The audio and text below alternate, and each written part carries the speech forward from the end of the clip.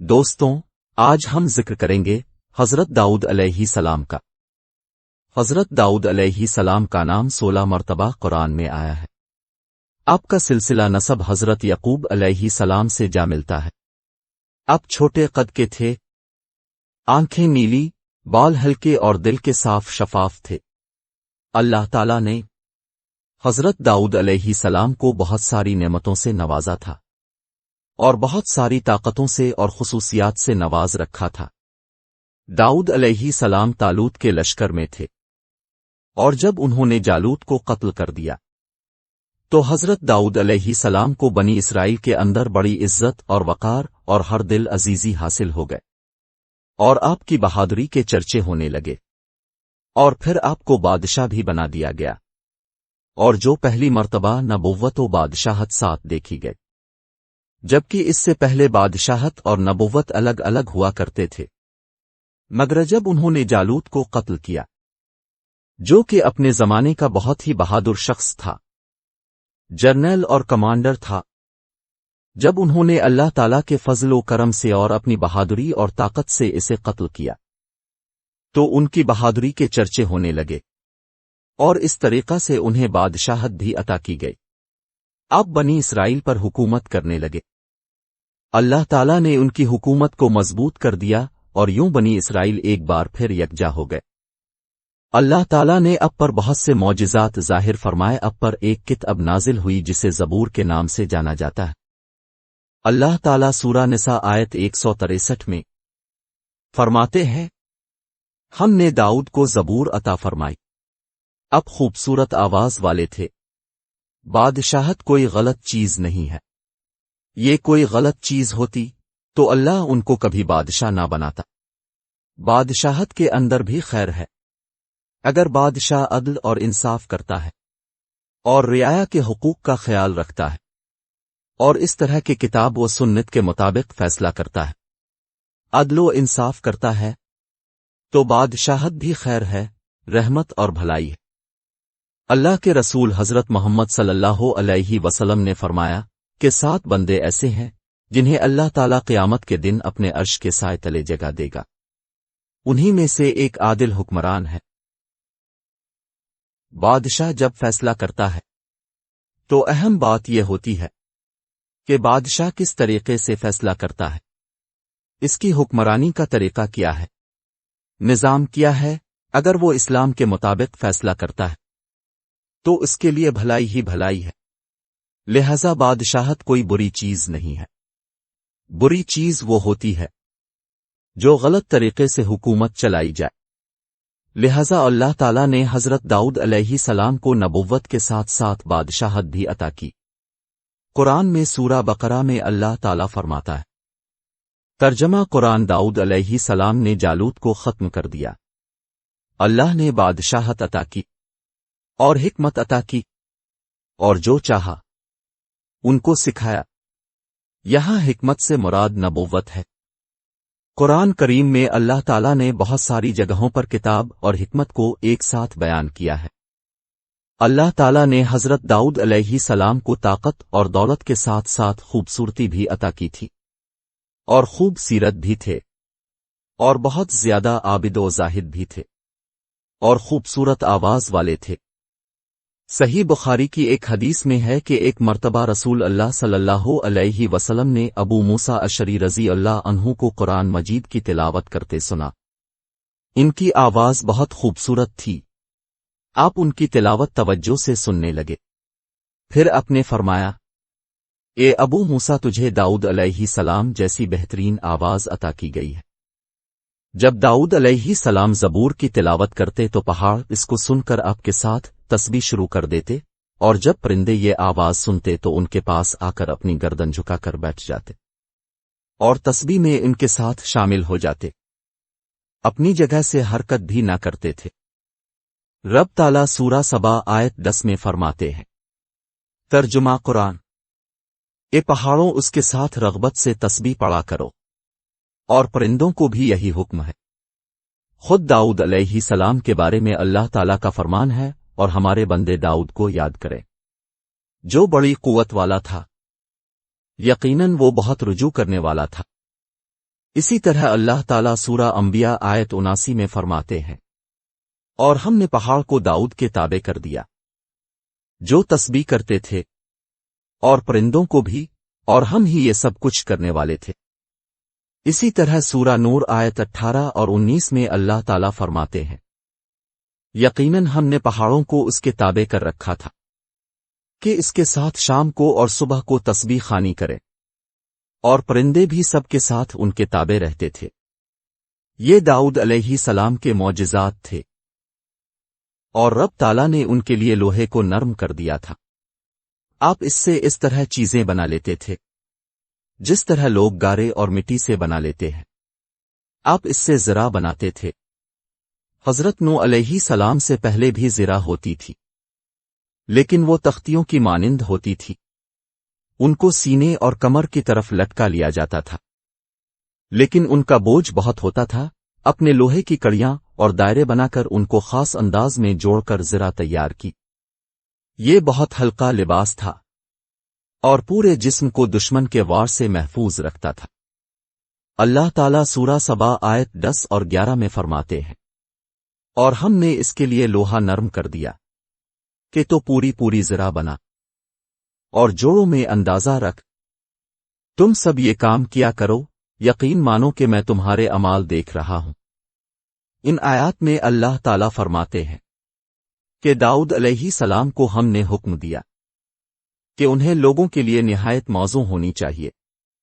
ان کی کڑیوں کو بڑے مناسب انداز میں جوڑنا، نہ اس قدر موٹی ہوں کہ وزن بڑھ جائے، نہ اس قدر پتلی کہ جلد کاٹ دی جائے اور اپنا مقصد پورا نہ کر سکے۔ سورہ انبیاء آیت 80 میں اللہ تعالیٰ فرماتے ہیں، اور ہم نے اسے تمہارے لیے لباس بنانے کی کاریگری سکھائے تاکہ لڑائی کے ڈر سے تمہارا بچاؤ ہو سکے۔ کیا اب تم شکر گزار بنو گے؟ داؤد علیہ السلام میں جیسے دیگر بہت سی خوبیاں تھیں، وہاں ایک بہت عظیم خوبی یہ بھی تھی کہ وہ ایک بادشاہ ہونے کے باوجود ایک درہم بھی بیت المال سے نہیں لیتے تھے۔ اپنا اور اپنے اہل و عیال کا بوجھ خود اٹھاتے تھے، اور اپنی محنت اور ہاتھ کی کمائی سے حلال روزی حاصل کر کے اپنے اہل و عیال کو کھلاتے تھے۔ داؤد علیہ السلام کی اس عظیم صفت کو نبی کریم صلی اللہ علیہ وسلم نے یوں بیان کیا ہے، صحیح بخاری میں ہے، کسی انسان نے اس شخص سے بہتر روزی نہیں کھائی جو خود اپنے ہاتھ سے کما کر کھاتا ہے۔ اللہ کے نبی داؤد علیہ السلام بھی اپنے ہاتھ سے کام کر کے روزی کھایا کرتے تھے۔ داؤد علیہ السلام دعا مانگتے تھے کہ میرے اللہ کوئی ایسی صورت پیدا کر دے کہ میرے ہاتھ کی کمائی آسان ہو جائے، کیونکہ میں بیت المال پر اپنا بوجھ نہیں ڈالنا چاہتا۔ اللہ تعالیٰ نے حضرت داؤد علیہ السلام کو جہاں بہت ساری نعمتیں عطا کی تھی، وہاں صحیح فیصلہ کرنے کی صلاحیت بھی ان کو دے رکھی تھی۔ سورہ سواد آیت 20 میں اللہ تعالیٰ فرماتے ہیں، اور ہم نے اس کی سلطنت کو مضبوط کر دیا تھا، اور اسے حکمت دی تھی، اور بات کا فیصلہ سمجھا دیا تھا۔ آپ لوگوں کے درمیان میں عادلانہ فیصلے فرماتے تھے۔ قرآن مجید میں ایک واقعہ ہے، وہ یہ کہ اپنے عبادت اور عدالت کے لیے اوقات مقرر کر رکھے تھے۔ عبادت کے لیے ایک جگہ بنا رکھی تھی، دن میں فیصلے کرتے، رات کو عبادت۔ جب عبادت کرتے تھے تو کسی کو ان کے پاس آنے کی اجازت نہیں تھی۔ ایک روز ایسا ہوا کہ 2 آدمی بغیر اجازت اندر آ گئے۔ دروازہ بند تھا، لیکن وہ دیوار پھاند کر اندر آ گئے۔ اب ڈر گئے کہ یہ حملہ آور نہ ہو۔ اللہ تعالیٰ سورہ سواد آیت 21 اور 22 میں فرماتے ہیں، اور کیا تجھے جھگڑا کرنے والوں کی بھی خبر ملی جبکہ وہ دیوار پھاند کر محراب میں آگے؟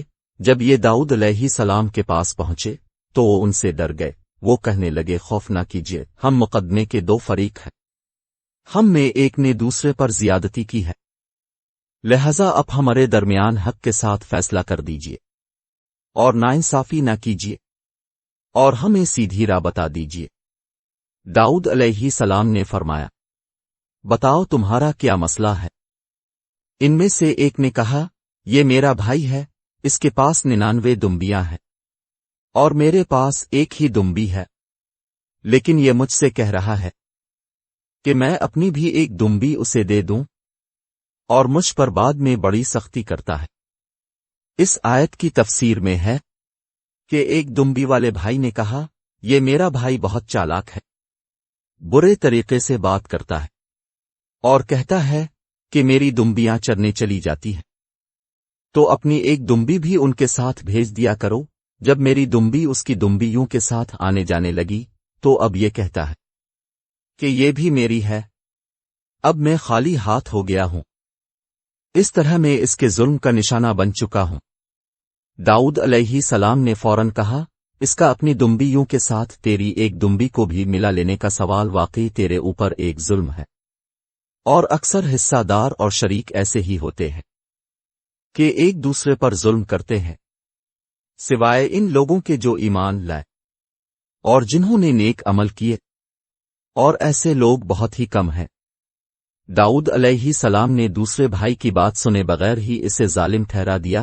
اب کا فیصلہ سنتے ہی دوسرا بھائی بولا، اپنے میری بات تو سنی ہی نہیں اور فیصلہ دے دیا، پہلے اب میری بات کو سنتے۔ داؤد علیہ السلام فوراً جان گئے کہ ان سے غلطی ہوئی ہے اور سمجھ گئے کہ یہ اللہ تعالیٰ کی طرف سے آزمائش ہے۔ اپنے فوراً توبہ کی اللہ کی طرف رجوع کیا اور استغفار کرنے لگے، اور داؤد علیہ السلام سمجھ گئے کہ ہم نے انہیں آزمایا ہے، پھر تو رب سے استغفار کرنے لگے اور عاجزی کرتے ہوئے سجدے میں گر پڑے اور پوری طرح رجوع کیا، پس ہم نے بھی ان کا وہ قصور معاف کر دیا، یقیناً وہ ہمارے نزدیک بڑے مرتبے والے اور بہت اچھے ٹھکانے والے ہیں۔ اس کے بعد اللہ تعالیٰ سورۃ سواد آیت 26 میں فرماتے ہیں، داؤد ہم نے تم ہی زمین میں خلیفہ بنا دیا ہے، تم لوگوں کے درمیان حق کے ساتھ فیصلہ کیا کرو اور اپنی نفسانی خواہش کی پیروی نہ کرو، ورنہ وہ تمہیں اللہ کی راہ سے بھٹکا دے گی۔ یقیناً جو لوگ اللہ کی راہ سے بھٹک جاتے ہیں ان کے لیے سخت عذاب ہے، اس لیے کہ انہوں نے حساب کے دن کو بھلا دیا ہے۔ ایک حدیث میں ان کے فیصلے سے متعلق ایک واقعہ پیش کیا گیا ہے کہ ان کے دربار میں ایک شخص اپنا مقدمہ لے کر آیا۔ دعوے دار نے ایک شخص پر الزام لگایا کہ اس شخص نے میری گائے چھین لی ہے، جبکہ دوسرے نے انکار کر دیا کہ میں نے اس سے کوئی گائے نہیں چھینی ہے۔ حضرت داؤد نے اگلے دن تک کے لیے اس مقدمے کو ملتوی کر دیا، اور جب رات ہوئی تو اللہ تعالیٰ کی طرف سے آپ پر ایک وحی نازل ہوئی جس میں اللہ تعالیٰ نے آپ کو دعوے کرنے والے کو قتل کرنے کا حکم دیا۔ جب صبح ہوئی تو داؤد علیہ السلام نے دعویٰ کرنے والے سے پوچھا کہ اللہ تعالیٰ نے مجھ پر وحی کی ہے کہ میں تجھے قتل کر دوں، اور تو بتا کہ سچا واقعہ، سچی بات کیا ہے۔ تو دعوے دار نے کہا کہ میں دعوے میں جھوٹا ہوں، میں نے حقیقت میں اس کے باپ کو قتل کیا تھا۔ اس اقرار کے بعد حضرت داؤد علیہ السلام نے اس بندے کو قتل کرنے کا حکم دیا۔ اللہ تعالیٰ نے قرآن میں ان کے بارے میں ایک اور واقعہ بیان کیا ہے۔ سورہ انبیاء میں اللہ تعالیٰ فرماتا ہے کہ ایک شخص کی بکریاں رات میں کسی انگور کے باغ میں گھس گئی اور پورے باغ کو ہی برباد کر دیا۔ جب یہ مقدمہ حضرت داؤد علیہ السلام کے پاس پہنچا تو انہوں نے فیصلہ کیا کہ باغ والا بکریاں لے لے، تو ان کا جو نقصان ہوا ہے وہ ان بکریوں سے پورا کرے۔ باغ والے کو جو نقصان پہنچا تھا وہ بکریوں کی کل مقدار کے مطابق تھا، تو داؤد علیہ السلام نے فیصلہ کیا کہ تمام بکریاں انگور کے باغ والے کو دے دی جائے، جبکہ داؤد علیہ السلام کے بیٹے حضرت سلیمان علیہ السلام کا خیال یہ تھا کہ وہ آدمی جس کی بکریاں تھیں وہ باغ کے مالک کے پاس باغ میں اس وقت تک اپنی خدمات انجام دے اور باغ کی دیکھ بھال کرے جب تک باغ پہلے جیسی حالت میں نہ آ جائے، اور باغ کا مالک بکریوں کے دودھ اور اون استعمال کر سکتا ہے۔ اللہ تعالیٰ نے حضرت سلیمان علیہ السلام کے فیصلے کی تعریف کی ہے، جبکہ داؤد علیہ السلام کے فیصلے پر ملامت نہیں کی۔ حضرت داؤد علیہ السلام کا فیصلہ ان کا اجتہاد تھا۔ نبی سے اجتہاد میں اگر کوئی غلطی ہو جائے تو اللہ ان کی تنبیہ کرتا ہے اور ان پر وحی نازل فرماتا ہے، اور انہوں نے اس معاملے میں اجتہاد کیا تھا۔ بخاری شریف میں حضرت داؤد علیہ السلام کے دور کا ایک واقعہ بیان کیا گیا ہے۔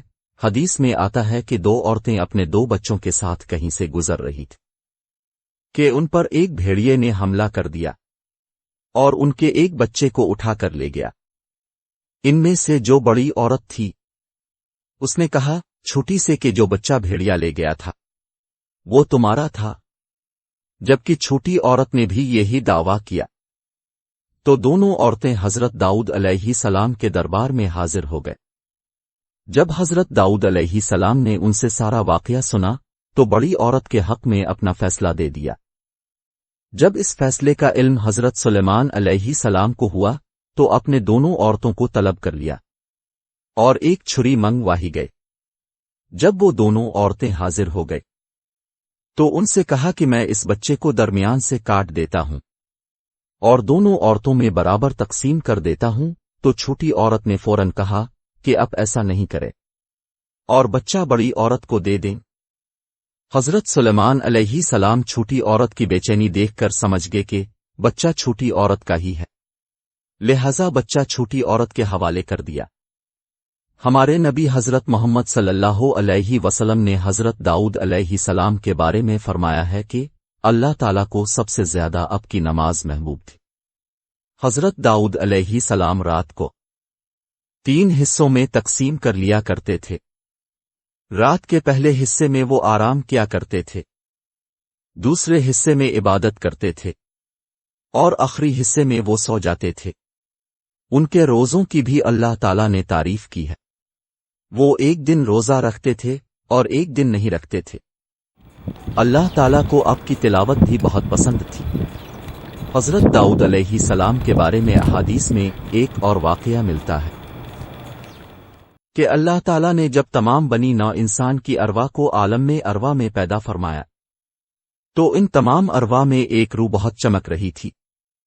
حضرت آدم علیہ السلام نے فرشتوں سے پوچھا کہ یہ کون ہے؟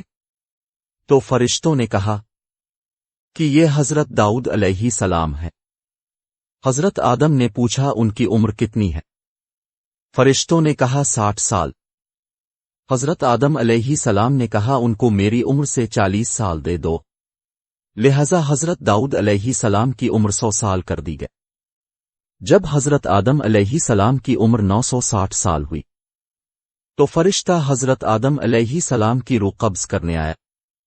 حضرت آدم علیہ السلام نے کہا کہ میری عمر کے 40 سال ابھی باقی ہیں، تو فرشتے نے کہا کہ اپنی عمر کے 40 سال اپنے بیٹے حضرت داؤد علیہ السلام کو دے دیے تھے۔ پھر حضرت آدم علیہ السلام کو یاد آیا۔ حضرت آدم علیہ السلام یہ بات بھول گئے تھے۔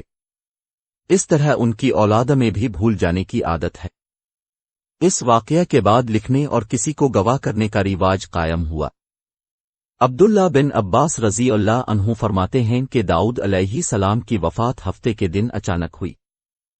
وہ ہفتے کے دن مقررہ عبادت میں مشغول تھے اور پرندے قطار باندھے ان پر سایہ فگن تھے کہ اچانک اسی حالت میں ان کا انتقال ہو گیا۔